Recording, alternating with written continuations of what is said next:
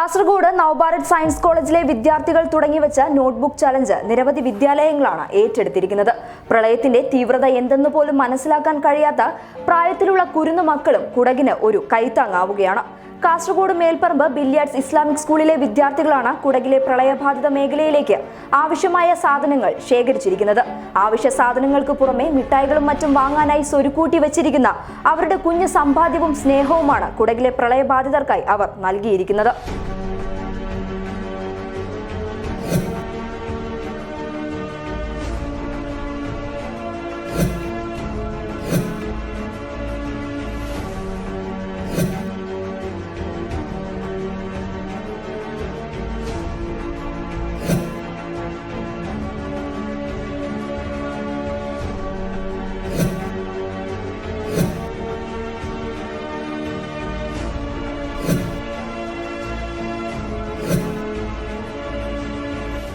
വലിയ രീതിയിൽ പ്രളയം നാശം വിതച്ച കുടക് പ്രദേശത്തേക്ക് കേരളത്തിന്റെ വിവിധ ഭാഗങ്ങളിൽ നിന്നും സഹായങ്ങൾ ലഭിക്കുന്നുണ്ട്.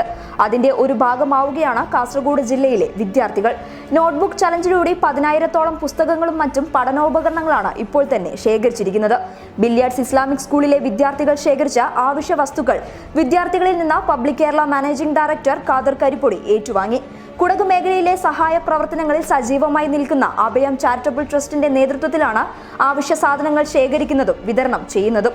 ഒറ്റക്കെട്ടായി നിന്ന പ്രളയത്തെ അതിജീവിച്ച കേരളത്തിന്റെ മക്കൾ ഇപ്പോൾ കുടക് നിവാസികൾക്കായി പ്രായഭേദമന്യേ സഹായഹസ്തം നീട്ടുകയാണ്.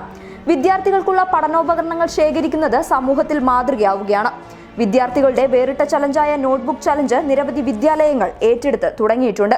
മറ്റുള്ളവരെ സഹായിക്കാൻ മുൻകൈയെടുത്ത വിദ്യാലയങ്ങളിലെ അധ്യാപകരും രക്ഷിതാക്കളും അഭിനന്ദനം അർഹിക്കുന്നവരാണ്. News desk Public Kerala.